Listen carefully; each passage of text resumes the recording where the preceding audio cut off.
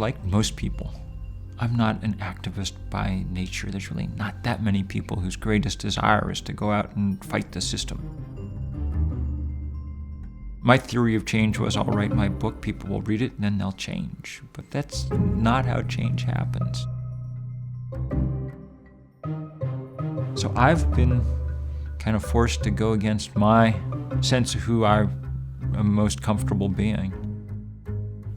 It seems like it's the thing that's required now, and I think it's probably required that an awful lot of us do things that are a little hard for us. Make a little noise, be a little uncomfortable, push other people to be a little uncomfortable. This is really the fight of our time. It is official, 2012 was the hottest year in the United States since weather scientists started keeping records. 2012 was not only the warmest year on record, but also the second most extreme, featuring tornadoes, wildfires, a massive drought, rising seas due to climate change, heat-trapping gases from burning oil, coal, and gas. $10.9 billion in profits. People look at this and they say that's a world turned upside down. Listening to your testimony makes me even more convinced that we need to act to prevent cataclysmic climate change. BP cut corner after corner, and now the whole Gulf Coast is paying the price. How can you justify the record profits you're making? Well, our business is one of very large numbers.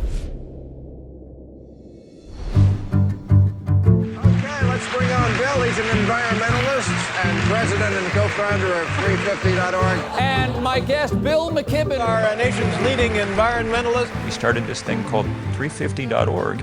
We're going out and building the kind of political movement that will change things.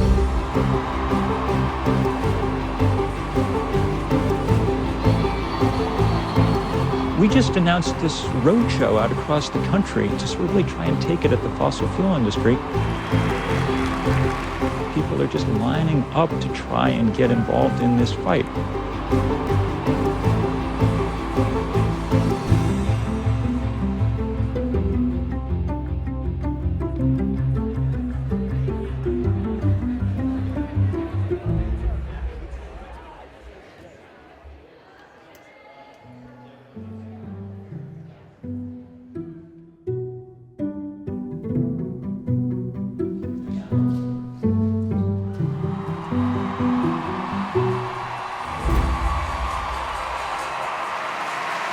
Well,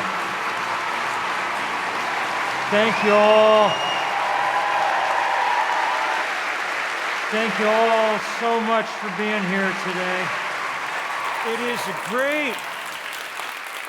is a great pleasure for me to get to be here tonight. And one of the gifts for me of these last few months was getting, tiring though it was in a sense, to travel around the country. And one of the things that was great was just being reminded what an incredibly beautiful place this is. You know, we got to Denver and it was gorgeous, but the air was full of smoke from fires still burning in December after the biggest fire season ever. And we got through those gorgeous farmland, much of it still, 60% of it still in a federally declared drought. But it's also worth just saying that it's a terrible thing to take a world this beautiful and for the sake of outsized profits for a few people for a little while, lay it to waste.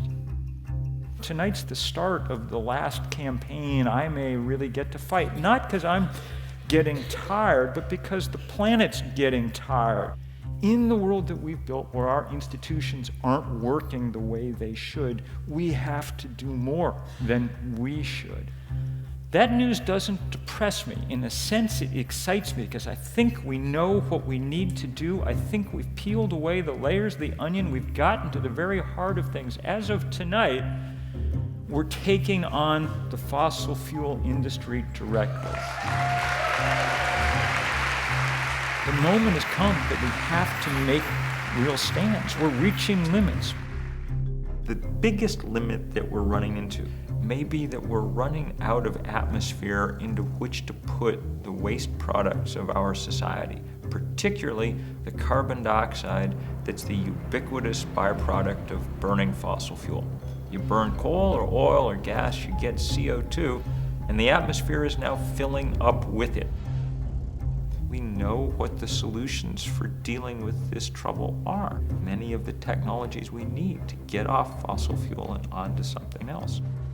The thing that's preventing us from doing it is the enormous political power wielded by those who have made and are making vast windfall profits off of fossil fuel. Well, there have been a lot of efforts by scientists to try to estimate whether we are living sustainably in the sense of whether we're consuming planetary resources at a rate that can be continued. The threat that this combination of climate change, water shortages, food shortages, and rising energy prices is enormously troubling to anybody who's aware of the data and the way these issues could play out. You can't keep increasing your economy infinitely on a finite planet. One of the things that humanity is facing is the need to dramatically reduce its carbon footprint over the next 40 years. And we're talking in the wealthy countries about 80 to 90% reductions. We're no longer at the point of trying to stop global warming, too late for that. We're at the point of trying to keep it from becoming a complete and utter calamity.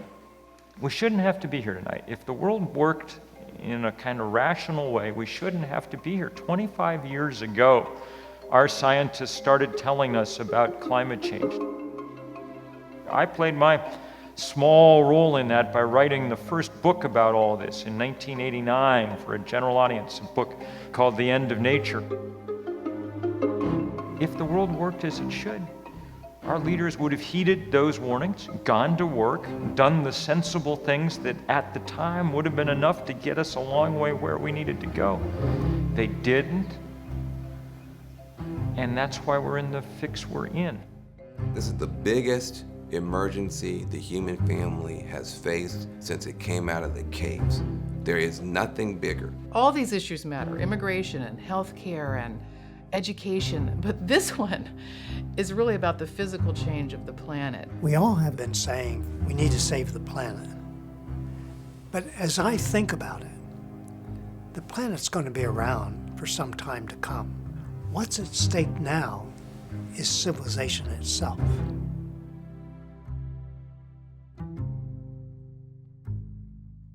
Our most important climatologist, Jim Hansen, had his team at NASA do a study to figure out how much carbon in the atmosphere was too much.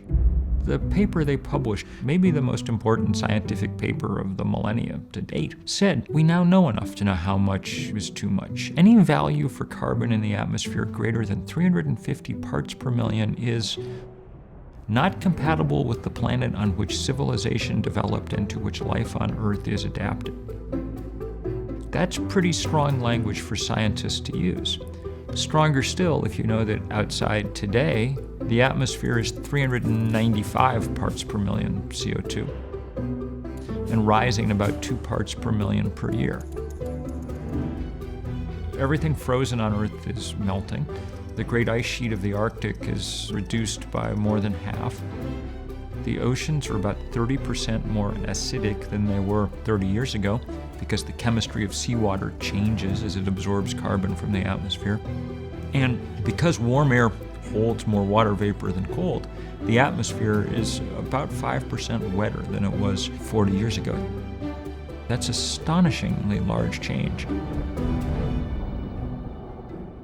There's more energy coming in and being absorbed by the Earth than there is heat being radiated to space, which is exactly what we expected, because as we add greenhouse gases to the atmosphere, it traps heat. Now we can measure that, and that's the basis by which we can prove that the human-made impacts on atmospheric composition are the primary cause of the climate change that we're observing. So let's get to work. We're calling this Do the Math, and we're going to do some math for a moment. Just 3 numbers, okay? I wrote about them in a piece last summer for Rolling Stone, a piece that went oddly viral. It was the issue with Justin Bieber on the cover, okay? But here's the strange thing. The next day, I got a call from the editor saying, your piece has gotten 10 times more likes on Facebook than Justin Bieber's, you know? some of that is doubtless the result of my sort of soulful stare, but mostly it's because we managed to just kind of lay out this math in a very straightforward way that people needed to understand as we were going through what turned out to be the hottest year that America has ever experienced. Before we get to those three numbers, here's where we are so far. We've burned enough coal and gas and oil to raise the temperature of the Earth 1 degree. What has that done? There was a day last September when the headline in the paper was, half the polar ice cap is missing. Literally. I mean, if Neil Armstrong were up on the moon today, he would look down and see half as much area of ice in the Arctic. We've taken one of the largest physical features on Earth and we have broken it. Shall we work through the numbers? They're three, and they're easy. The first one's 2 degrees. That's how much the world has said it would be safe to let the planet warm. In political terms, it's the only thing that anybody's agreed to. Some of you may remember that climate summit in Copenhagen. There was only one number in the final 2-page voluntary accord that people signed. Only one number in it, 2 degrees. Every signatory pledged to make sure the temperature wouldn't rise above that. The EU, Japan, Russia, China, countries that make their money selling oil like the United Arab Emirates, the most conservative, recalcitrant, reluctant countries on Earth, even the United States. If the world officially believes anything about climate change, it's that 2 degrees is too much. Second number, scientists have calculated how much carbon we could pour into the atmosphere and have a reasonable chance of staying below 2 degrees. They say about 565 more gigatons. A gigaton is 1 billion tons. That's not a perfect chance. That's worse odds than Russian roulette, It sounds like it should be a lot. It is a lot. 565 billion tons of CO2. The problem is we pour 30 billion tons a year in now, and it goes up 3% a year. Do the math, and it's about 15 years before we go past that threshold. So that's sobering news. But the scary number is the third number. The third number was the important one and the new one, and it came from a team of financial analysts in the United Kingdom. And what they did was sit down with all the annual reports and SEC filings and things and figure out how much carbon the world's fossil fuel industry, how much they had already in their reserves. And that number turned out to be 2,795 gigatons worth of carbon. 5 times as much as the most conservative governments on Earth think would be safe to pour into the atmosphere. It's not even close. I mean, it's 5 times more. And once you know that number, then you understand the essence of this problem.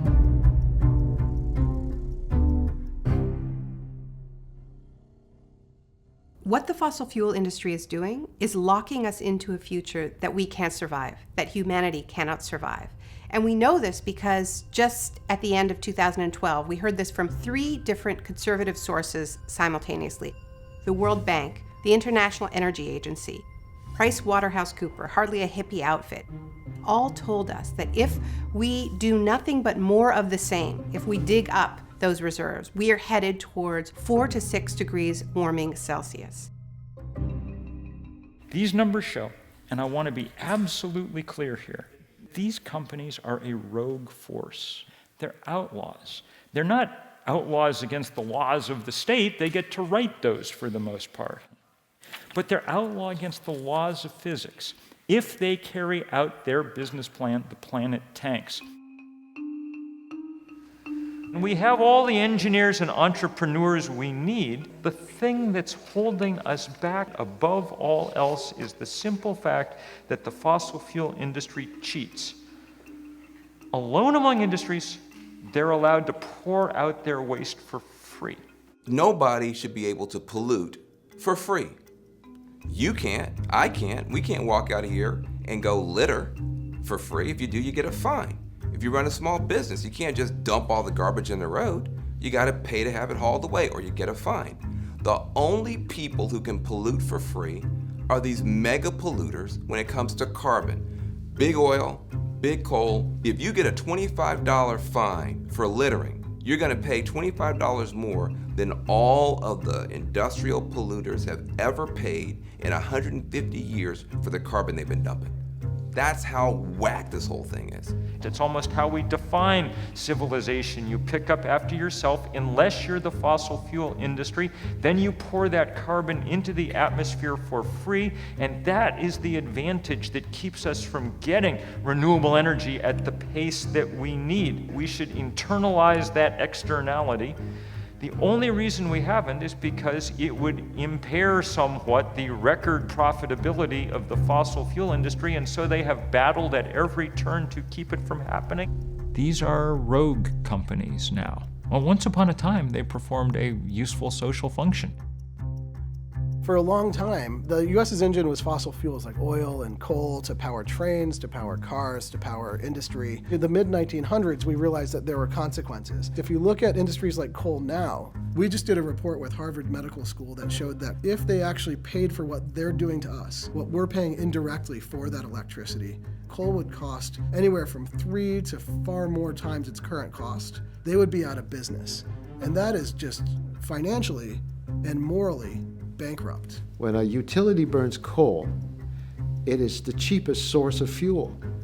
But they're not paying the full price. The externalities, the additional costs to society, to human health, to the environment, are not factored in as a cost of doing business. We subsidize the fossil fuel industries.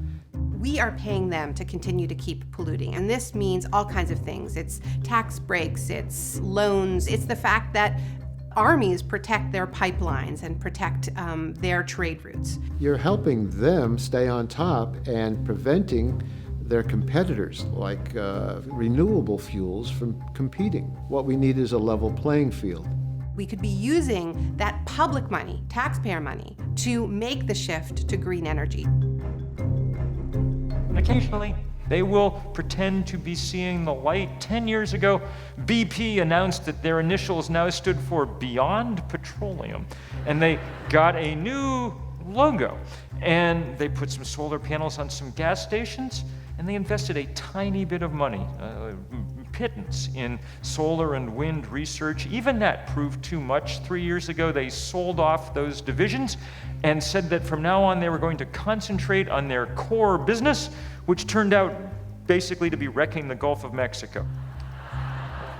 Why are they so fixated on hydrocarbons? Because these are the most profitable enterprises in human history. The top 5 oil companies last year made $137 billion. That's $375 million every day. That's a lot of money. They got $6.6 million in federal tax breaks daily. They spent $440,000 a day lobbying Congress. Rex Tillerson, the head of Exxon, made $100,000 a day. Which, by the way, one of my favorite talking points is that climate scientists make up their findings because they're in it for the grant money, okay? The only problem that these companies have now is that the scientists are watching in real time as they pull off this heist, and it's getting harder to deny. In fact, they're beginning to kind of admit what's going on. Last summer, for the very first time, the CEO of Exxon, Mr. Tillerson, gave a speech in which he said, yes, it's true, global warming exists. Clearly there's going to be an impact, so I'm not disputing that increasing CO2 emissions in the atmosphere is going to have an impact. It'll have a warming impact. But since the only way to stop that would be to take a hit to the company's profitability, he immediately tried to change the subject. It's an engineering problem, and it has engineering solutions. Really? What kind of engineering solutions were you thinking? Changes to weather patterns that move crop production areas around, we'll adapt to that. Look, all respect, but that's crazy talk. We can't move crop production areas around, okay? Crop production areas are what people in Vermont refer to as farms, okay? We already have farms every place that there is decent soil on Earth. It is true that Exxon has done all it can to melt the tundra, but that does not mean that you can just move Iowa up there and start over again. There's no soil. If fossil fuel companies want to change, here's how we know they were serious. One, they'd need to stop lobbying in Washington. Two, they'd need to stop exploring for new hydrocarbons. The first rule of holes is that when you are in one, stop digging, okay? And the third thing they'd need to do is go to work with the rest of us to figure out the plan where they turn themselves into energy companies, not fossil fuel companies, and figure out with the rest of us how to keep 80% of those reserves underground. The thing that really does make this almost pathological is the fact that when we already have 5 times as much carbon we can possibly burn, I mean, Exxon alone, $100 million a day exploring for new hydrocarbons. By this point, we're scraping the bottom of the barrel. I mean, we're in the tar sands, we're doing shale oil, we're doing fracking, we're doing mountaintop removal, we're doing deep sea drilling. We're taking apart the earth to look for the last bits of gas and oil and coal.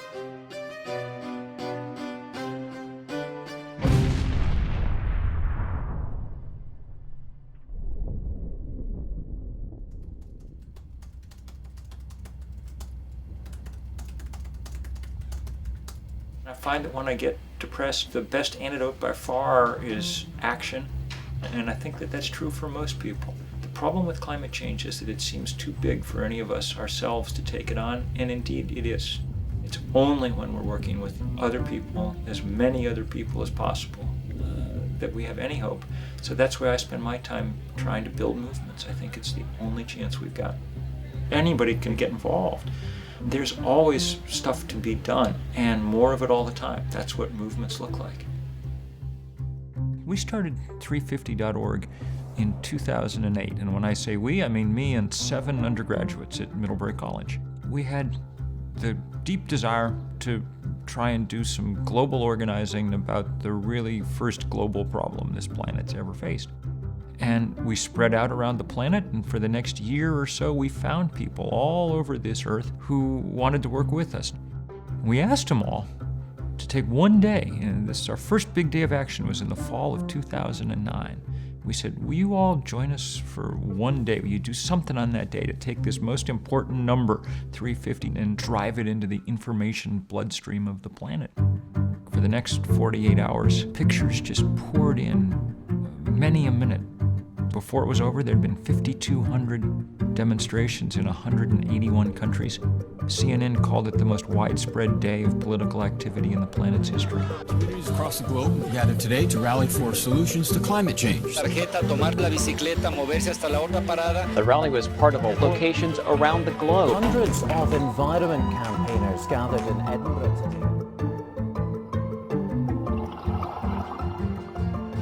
So we've gone on since then to do more of these big days of action. We work in every country but North Korea. We have had about 20,000 rallies or so. And we've gone on to do more direct things, spearhead the fight against the Keystone Pipeline, organize the largest civil disobedience action in 30 years. Now the high-stakes battle over whether the Obama administration should approve a major oil pipeline bisecting the U.S. Would transfer tar sand from Alberta, Canada, down to the Gulf of Mexico. The type of oil the pipeline would carry is far more toxic. Among the dirtiest of all fossil fuels. This pipeline has proven to be very controversial. To the federal government to decide whether or not to give Keystone XL the green light. The tar sands is destructive in and of itself, but it's also symbolic of a way of developing, a way of growing our economy that just can't be sustained.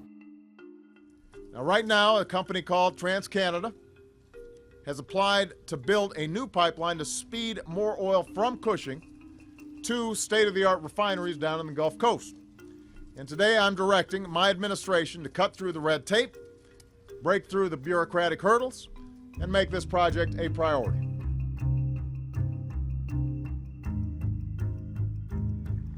August was the beginning of the people's veto of this whole proposal, We will never give up until the very idea of Keystone XL is dead and buried. Tar sands are the turning point in our fossil fuel addiction. The fundamental fact is that as long as fossil fuels are the cheapest energy, they will continue to be used. The solution is to begin to put a price on carbon emissions. We, the American people, should not have to sacrifice our land and water to meet TransCanada's bottom line. We stand here right now because we are at our lunch counter moment for the 21st century. President Obama, do the right thing. We are at a tipping point in America's history for this environmental movement. If you are going to be risking arrest, you're going to be lining up on this sidewalk. When I saw the acts of civil disobedience in front of the White House, people saying, I will not let this Keystone pipeline be built. I won't let us be committed to an energy plan based on fossil fuels. You know, the people that got arrested in front of the White House, those were not people who were all self-identified environmentalists. Those were farmers and ranchers. Those were people from indigenous communities. Those were business leaders. Those were grandparents and moms and dads. We're really starting to see an expansion of the group of people that are fighting this fight, but we have a lot further to go on that. I've been forced to do things I didn't imagine I'd ever do. Stand up on a stage in front of thousands of people, go to jail. We're probably not going to be able to stop them all, one pipeline, one mine at a time. We're also going to have to play, offense. We think one thing the fossil fuel industry cares about is money, so that's what we're going to go after. You want to take away our planet and our future, we're going to try and take away your money, we're going to try and tarnish your brand. This industry has behaved so recklessly that they should lose their social license, their veneer of respectability. We need these guys to be understood as those outlaws against the laws of physics. We need to take away some of their power, and there's a lot of ways we're going to do it. One tool, first tool, is divestment.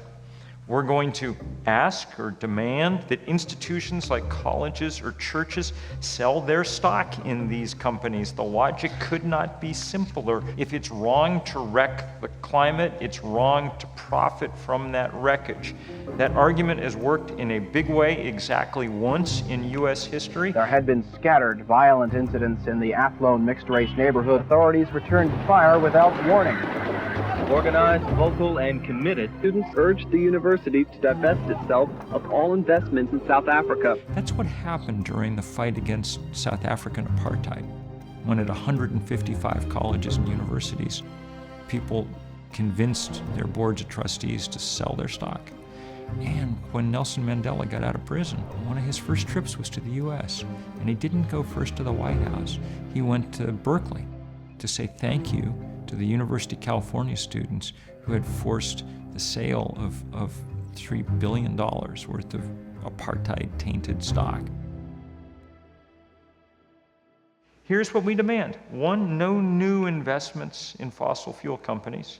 2, a firm pledge over the next 5 years that they will wind down their current positions. It's not unreasonable. It's hard, but it's not unreasonable. I'll give you a piece of news. The first college in the country to divest all its stock from fossil fuel companies is a college in Maine called Unity College with a $13 million endowment, and none of that $13 million at this point is in fossil fuels anyplace. Divestment really, in one sense, was a no-brainer for us. When you look at other institutions and their struggle with whether or not to divest, it really boils down to one simple thing: willingness. The mayor in Seattle, he said, I spent the afternoon with my treasurer, and we're figuring out how we're going to get the city's funds out of fossil fuel companies. Welcome everyone to our event tonight. divesting from fossil fuels, a conversation with students from Barnard Columbia, the New School, NYU, and Hunter College. Students are asking for divestment. The fact that we have over 250 movements on different campuses around the country means that we have severely challenged that veneer of social respectability. They understand, like the religious denominations and cities that are also doing this, they understand what those numbers mean. It's inconsistent with the reason these institutions exist, for them to continue to invest in something that is dedicated to the destruction of civilization. We're asking the administration at NYU to divest the university endowment from the fossil fuel industry. We can reinvest in our antiquated infrastructure and make our buildings more energy efficient. People are always looking for this silver bullet. Instead, it's the silver buckshot. How this campaign fits into the greater scheme of things is that this is just one of those ways in which we can take action. These are the kind of solutions that the university should be leading on. And they should be saying, we're going to take the money that's piled up in our endowment that right now is either doing nothing or doing harm, and we're going to take that money away from the problem makers, give it to the problem solvers. Once you know what's evil, now if you're ignorant, you got to pass.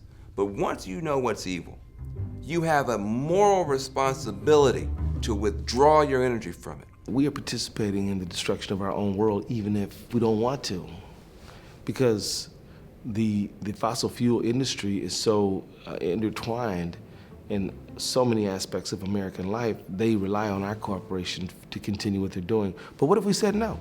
The divestment work is a piece of that. And what it does is it has the ambition of transforming hundreds, thousands of institutions in the US to be allies rather than adversaries. We as everyday people have so much power. If you are a member of a church, you have the ability to work with your fellow congregants to make sure that your church is not investing in fossil fuel companies. If you are a student on a college campus, not only do you have the opportunity, I think you have the responsibility to work with your fellow students to make sure that your institution of higher learning is not investing its endowment in the companies that are destroying your future and this planet. We have to send a message, a very clear message to big oil, big energy, that we are going to hold them liable and we are going to divest if they won't themselves begin to change. There is nothing, and I mean nothing, radical in what we are talking about here. All we're asking for when we talk about climate change is a planet that works the way that it did for the last 10,000 years. A planet that works the way the one we were born onto works. That's not a radical demand. That's, if you think about it, a conservative demand. Radicals work at oil companies. If you wake up in the morning to make your $100,000 a day, you're willing to alter the chemical composition of the atmosphere, then you're engaged in a more radical act than anyone who ever came before you. And our job is to figure out how to check that radicalism, how to bring it to heel, how to keep it from overwhelming everything good on this planet. And here's the good news. Since I've been giving you lots of bad news, here's the good news. There's plenty we can do. The long-term solution to climate change is very clear. We need to make the leap to renewable energy, and we need to do it quickly, which will be hard. It'll be the hardest thing we've done since, gearing up to fight World War II or something. But it's by no means impossible. When I feel a little overwhelmed with all the things we need to do, I go back and reread the economic history of World War II. It was just a matter of months, for the U.S. automobile industry, producing cars to tanks, planes, and ships. It didn't take decades to restructure the U.S. industrial economy. It didn't take years. It was done in a matter of months. And if we could do that now, then certainly we can restructure the world energy economy over the next decade. And it's going to require some hard choices. It's going to require a real change in how we get our energy and how we move around. But the good news is that we have the solutions. We have the ways, we know what we need to do to get to a world where we're not burning as many fossil fuels. Why would we build a 1,000-mile pipeline taking almost 1 million barrels of oil from the most carbon-intensive fuel source on the planet when wind energy is a whole lot cheaper and a whole lot cleaner? Why would we drill in the Arctic when we know that solar power can meet our energy needs across the country? Why would we frack our countrysides and our watersheds when we know that energy efficiency would save more energy than natural gas can provide? I think that we're coming to that point now where extreme energy sources are so bad that the questions and these challenges are going to become easier and easier. Our whole economy is going to be dependent on how we respond to this crisis. Competition between countries will be between those who will be advanced in developing the technology and who will be selling it to others, or those who stay back and don't seize the opportunity. We should never underestimate our ingenuity and resolve. If those people that say we can't do anything about this do not know who we are, do not know what we can do. I think this is the moment where we dig deep and say, okay, we are ready. The solutions are in front of us, and no longer in good conscience can any of us, everyday citizens, elected officials, religious leaders, stand idly by. All the big problems that we have, they all have very local solutions. And finding what those solutions are actually result in a whole bunch of different benefits from an environmental standpoint, economic standpoint, and a social aspect.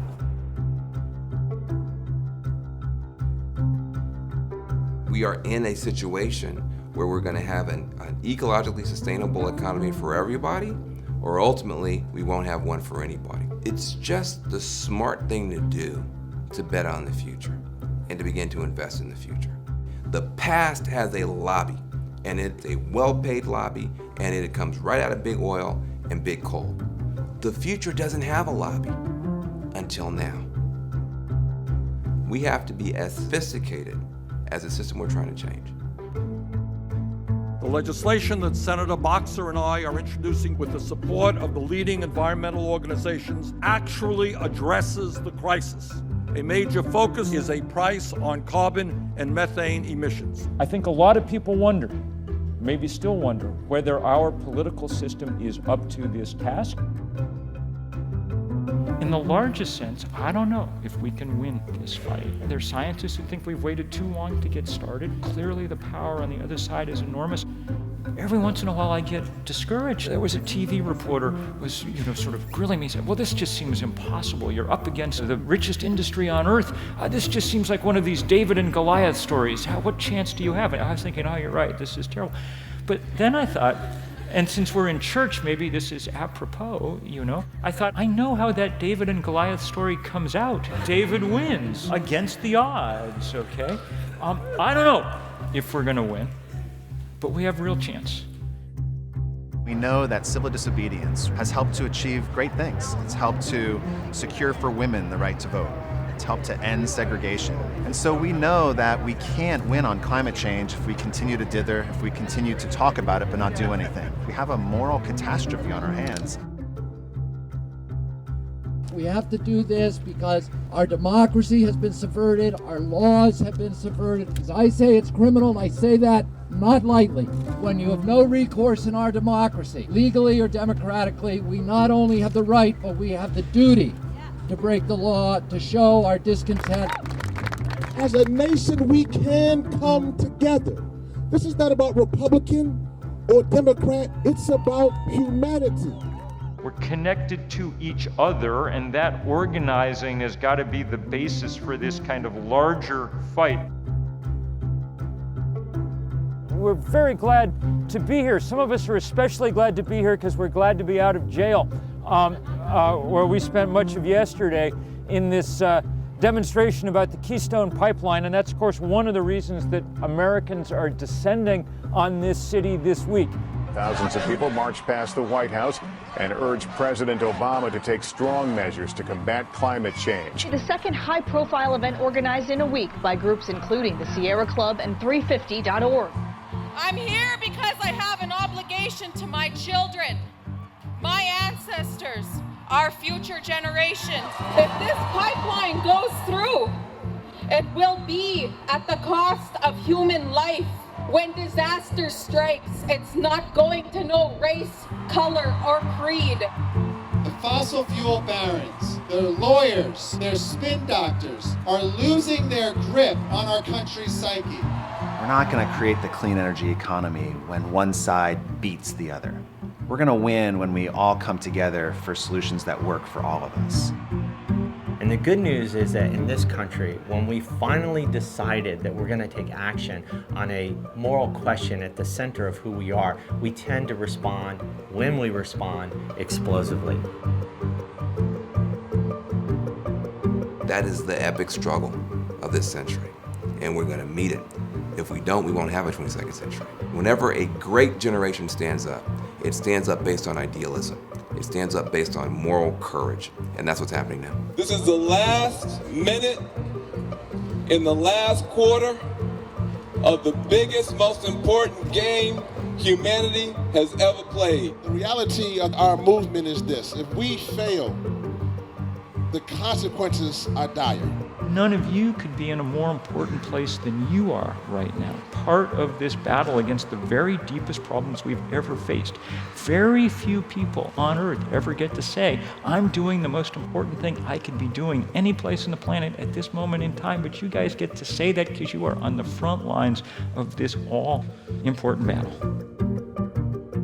I think we can win this fight. I think we can win it if we act as a community, if we do not do anything that would injure that community, but instead build and knit that community together in a way that allows it to take powerful action. We know the end of the story. Unless we rewrite the script, it's very clear how it ends with the planet that just heats out of control. So, that's our job, to rewrite the story. All I ever wanted to see was a movement of people to stop climate change, and now I've seen it. It's the day I knew we're going to fight.